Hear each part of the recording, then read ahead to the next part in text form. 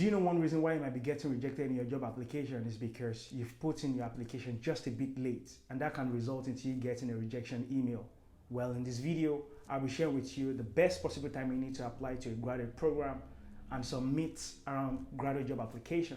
So if this sounds like something you're interested in, stick around and I'll see you in a sec.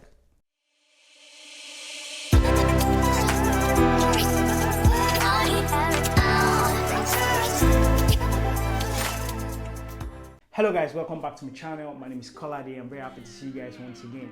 I think for like 2 weeks I've not recorded a video on YouTube.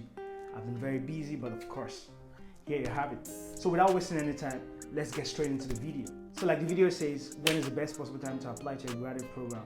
Well, the way it works is here in the UK, for graduate programs, the recruitment is being done 1 year in advance. Of course, not applying early is also one reason why you might be getting rejected. I've even seen instances where people get offered a job, and of course their offers have been rescinded because they could not sponsor them. Because bear in mind that companies also have limited spots for tier 2 sponsorship, so you want to make sure you put in the application right on time. So when is the time to apply?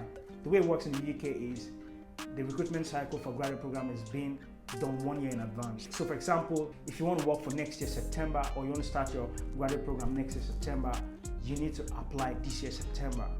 So that's how it works. So 1 year in advance. If you want to work in 2024 January, you need to apply in January 2023. So that's 1 year in advance. Everything is being sorted, and of course that's the way it works. So now that you know that the recruitment is being done 1 year in advance, the best or the peak period of graduate job application is usually from September. So I would like to think early September to like late October. Bear in mind that some companies usually open already in August. For example, some investment banks, they already have opportunities open. I remember last year I applied to Goldman Sachs, I think in July, so they were already open. So that's the way it works. And a few companies are already open also in September. PwC, they've opened their opportunities. Deloitte have opened some opportunities too. Also, Thornton, they've also opened their application. The best thing you want to do is to put in the application between September and of course October. Bear in mind that you don't need to rush. You should already have your approach with respect to what companies you want to apply to, and of course you're very much strategic in this way. So I like to imagine 80% of the graduate programs is between September and October as discussed. Then whatever is left, because you can't complete the recruitment in September, there will be some opportunities next year. So also you also get some opportunities within January, you can also still apply. But however, bear in mind that some roles will actually be filled up. So if you really want a particular role, you need to apply in advance. Bear in mind that some companies also recruit on a rolling basis. For example, the company that I know that recruit on a rolling basis, KPMG, Deloitte, all these companies recruit, but also some roles might not be available. So what you want to do is put in the application in a big period of job application. Another thing I would like to also bring to you, of course, if you are someone from an heritage, is to know that all your application doesn't need to go to graduate programs. There are also some diversity initiatives that companies are putting in place. So you can also consider that. For example, KPMG have the Black Heritage Program, Bloomberg has something in Accenture, etc.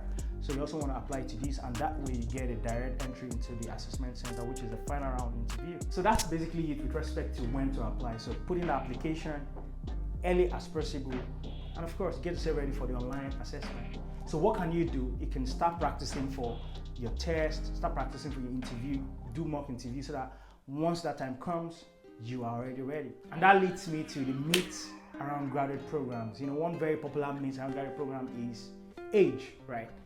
For example, some people think, if you are over 30 or if you're actually 40 years old, you cannot do a graduate program. That is for teenagers or it's for people in their early 20s. No.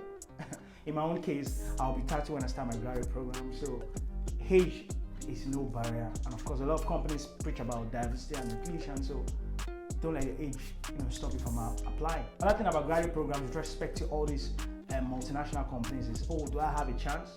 If you do not apply, you don't know. So if people say, can I get into the Big Four?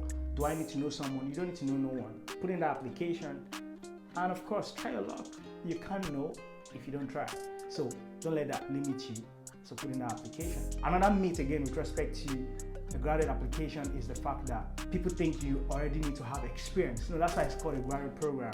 You're actually expected to have maximum of 0 to 2 years experience. So guess what? For example, if you want to become an auditor, you don't need to have practiced as an auditor in the past. What you just want to do is to identify the skills required to be successful as an auditor, and of course ensure that you're engaging. For example, it could be volunteering, extracurricular activities, even some of the courses you do at school will give you the skills required to excel as an auditor. So you don't need to have experience. I never had experience, and I say put in my application. What you're just interested in is, do you know what you're getting yourself into? Do you know the skills required? Are you someone who is ready to learn? And that's actually it. I want to keep this video very short. If there's anything you want to ask around graduate jobs, kindly reach out to me. And of course, I'll put in the description box below top 20 companies that can sponsor your tier 2 visa. Kindly consider subscribing to my channel if this seems like something that can actually add value to you. Very happy to see you guys once again. I hope to see you guys in the next video. La prochaine.